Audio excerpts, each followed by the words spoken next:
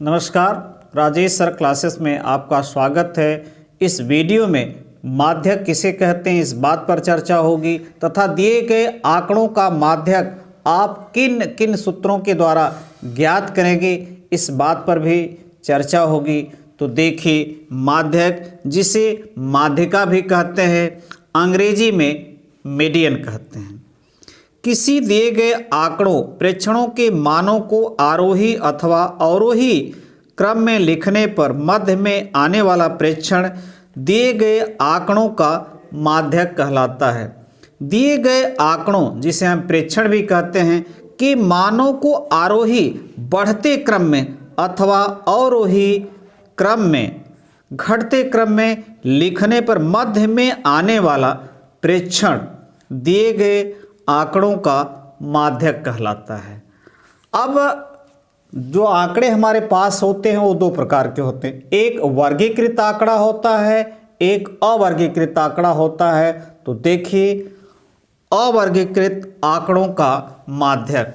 अब इसमें क्या होगा कि जो आंकड़े दिए रहेंगे वो सम भी रहेंगे और विषम भी रहेंगे। तो यदि आंकड़ों की संख्या n विषम है तो माध्यक का सूत्र होगा माध्यक बराबर n+1/2वें प्रेक्षण का मान। यदि आंकड़ों की संख्या सम हो तो माध्यक बराबर हो जाएगा 1/2 n/2वें प्रेक्षण का मान धन n/2 + 1वें प्रेक्षण का मान। अब उदाहरण के द्वारा आप समझेंगे कि सम और विषम आंकड़ों का हम किस प्रकार माध्यक ज्ञात करेंगे। तो देखिए, यहाँ पर अवर्गीकृत आंकड़ों के दो उदाहरण दिए गए हैं, पहला उदाहरण और दूसरा। दोनों में हमें माध्यक ज्ञात करना है। इसमें 9 छात्र हैं जिनकी लंबाइयाँ दी गई है। इसमें 100 छात्र हैं जो कि एक परीक्षा दिए हैं और उस परीक्षा का जो प्राप्तांक है वो 50 है। तो पहले देखते हैं कि पहला क्या है। एक कक्षा के 9 छात्रों की लंबाइयाँ सेमी में क्रमशः 155, 160, 145, 149, 150, 147, 152, 144, 148 हैं। इन आंकड़ों का माध्यक ज्ञात कीजिए। तो यहाँ पर आंकड़ों की संख्या 9 है, अर्थात क्या है, ये विषम है। तो ये वाला सूत्र लगेगा। और इन आंकड़ों को हमें क्या करना होगा, आरोही बढ़ते क्रम अथवा अवरोही क्रम में घटते क्रम में लिखना होगा। तो हम इसको बढ़ते हुए क्रम में लिखते हैं। तो बढ़ते हुए क्रम में यदि लिखेंगे तो 144 है, उसके बाद है 145, उसके बाद है 147, 147 के बाद है 148 और 148 के बाद है 149 और 149 के बाद है 150, 150 के बाद है 152, 152 के बाद है 155 और 155 के बाद है 160। 1 2 3 4 5 6 7 8 9। तो ये आंकड़ों का कौन सा क्रम है, आरोही क्रम है। आरोही क्रम है, आप अवरोही क्रम में भी लिख सकते हैं। अब यहाँ सूत्र लगेगा ये वाला। तो n का मान क्या है, यहाँ पर 9 है। तो n 9 + 1/2 वें पद का या प्रेक्षण का मान, पद या प्रेक्षण का, प्रेक्षण ही लिखते हैं, प्रेक्षण का मान। अब ये 10 हो जाएगा तो 10 में 2 का भाग देंगे तो लिखेंगे ये 5 आएगा। 5वें प्रेक्षण का मान, 5वें प्रेक्षण का मान। अब 5वां प्रेक्षण क्या है, 1 2 3 4 5 49 है। तो आप सीधे सीधे यहाँ लिख देंगे 149 सेमी। ये आंसर आया। यानी इसका जो माध्यक होगा, छात्रों के लंबाइयों का जो औसत कह लीजिए या माध्यक कह लीजिए, वो क्या है, 149। अब देखिए दूसरा उदाहरण। अब यहाँ पर दूसरा उदाहरण हल करते हैं। ये भी अवर्गीकृत आंकड़ों का उदाहरण है। इसमें है क्या, 100 छात्र हैं जो एक परीक्षा दिए हैं और अधिकतम प्राप्तांक क्या है, 50 है। तो यहाँ पर प्राप्तांक है विद्यार्थियों की संख्या, जिसे बारंबारता भी हम कहते हैं। तो 20 अंक पाने वाले 6 है, 29 पाने वाले 28 है, और 28 अंक पाने वाले 24 छात्र हैं, विद्यार्थी हैं। 33 पाने वाले 15 हैं। इस प्रकार ये आंकड़े आपके सामने हैं। तो इन आंकड़ों का हम संचयी बारंबारता बनाएंगे और उसके बाद हम इस सूत्र से, क्योंकि 100 हैं तो ये सम संख्या है, तो इस सूत्र के द्वारा हम इन आंकड़ों का माध्यक ज्ञात करेंगे। तो हम यहाँ पर इस प्रकार की एक सूची बनाएंगे, सारणी बनाएंगे, प्राप्तांक विद्यार्थियों की संख्या जिसे बारंबारता और संचयी बारंबारता। तो प्राप्तांक हम बढ़ते हुए क्रम में लिखेंगे। किस क्रम में लिखेंगे, बढ़ते हुए क्रम में लिखेंगे। तो पहले है 20, 20 के बाद है 25, 25 के बाद है 28, 28 के बाद है 29, 29 है, और 29 के बाद है 33, 33 के बाद है 38, और 38 के बाद है 42, और उसके बाद 43। तो 42 और 43। अब देखेंगे कि 20 अंक पाने वाले कितने, 6-7 विद्यार्थी, और 29 पाने वाले 25 पाने वाले 20 हैं, 28 पाने वाले 24 हैं, 29 पाने वाले 28 हैं, और 33 पाने वाले 15 हैं,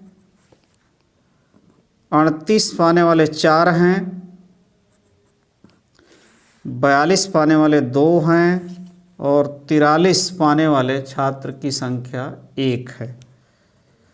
और टोटल छात्रों का योग कितना है, 100 है।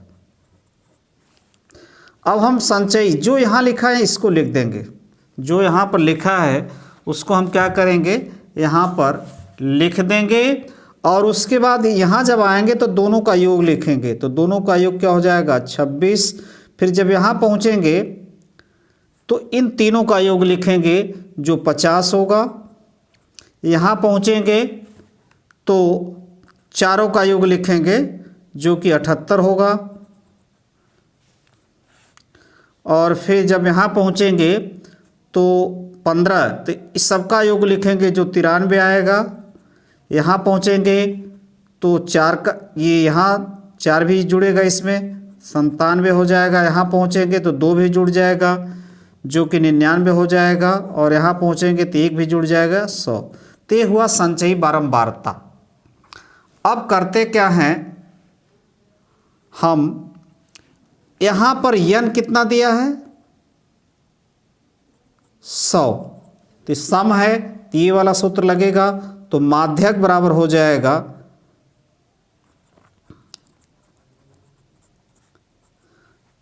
1/2, पहले लिख देंगे। अब लिखेंगे n की जगह 100 लिख देंगे। 100/2 में प्रेक्षण का मान, प्रेक्षण का मान, धन 100/2 धन 1 में प्रेक्षण का मान। अब ये 1/2 अपनी जगह, 50 होगा, 2 का भाग देंगे, 50वें प्रेक्षण का मान, और फिर यहाँ पर ये 50 हो जाएगा, और ये 91 प्रेक्षण का मान। अब ध्यान दीजिए इस पर, 50वां कहाँ आ रहा है, 50वां प्रेक्षण। तो अब यहाँ संचयी बारंबारता में आएंगे। 50वां प्रेक्षण जो है ये है 28, प्राप्तांक जो है 28 है। तो 1/2 28 लिख देंगे और 91 प्रेक्षण का मान। तो 51 50 यहाँ तक, तो 51 इसी में होगा, तो इसके सामने जो प्राप्तांक है 29 है। अब दोनों को जोड़ेंगे, हो जाएगा 57/2 अर्थात 28.5। ये हुआ इस उदाहरण का आंसर, इस प्रश्न का आंसर। अगला टॉपिक। सारी यह बात हम बताना भूल गए, जो आंकड़े हमने लिखा है वो आरोही क्रम में लिखे हैं, बढ़ते क्रम में लिखे हैं। आप चाहें तो अवरोही क्रम में, घटते क्रम में लिख सकते हैं, तब भी आंसर 28.5 ही आएगा। अब देखिए अगली टॉपिक, वर्गीकृत आंकड़ों का माध्यक। वर्गीकृत आंकड़ों का माध्यक, पहले देखिए सूत्र, माध्यक बराबर L + n/2 - CF/F × H। अब L क्या है? जहां L माध्यक वर्ग की निम्न सीमा, n प्रेक्षणों की संख्या, आंकड़ों की संख्या, CF माध्यक वर्ग से ठीक पहले वाले वर्ग की संचयी बारंबारता, F क्या है? माध्यक वर्ग की बारंबारता, और H क्या है? वर्ग माप, वर्ग अंतराल। एक उदाहरण के द्वारा आप इसको आसानी से याद भी कर सकेंगे और हल भी कर सकेंगे। किस प्रकार यदि वर्गीकृत आंकड़े का हमें माध्यक ज्ञात करना है तो किस प्रकार उसको हम हल करेंगे। तो देखिए उदाहरण, कक्षा 10 की गणित की परीक्षा में 100 अंकों में 53 छात्रों द्वारा प्राप्त अंकों का बारंबारता बंटन दिए हैं, माध्यक ज्ञात कीजिए।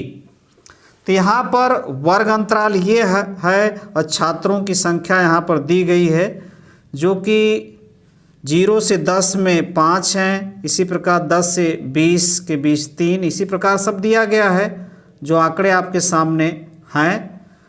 और करेंगे क्या, ये आंकड़ा हमें ऐसे ही मिलेगा तो हम इसको संचयी बारंबारता बना लेंगे। एक सारणी बनाएंगे और संचयी बारंबारता, संचयी बारंबारता,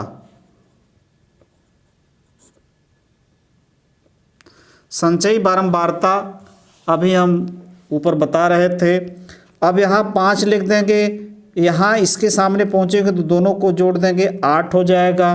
फिर यहाँ पहुँचेंगे तो तीनों का योग यानी इसी में 4 जोड़ देंगे, 12 हो जाएगा। फिर यहाँ पहुँचेंगे तो सबका योग यहाँ तक, तो इसी में जोड़ देंगे, 15 हो जाएगा।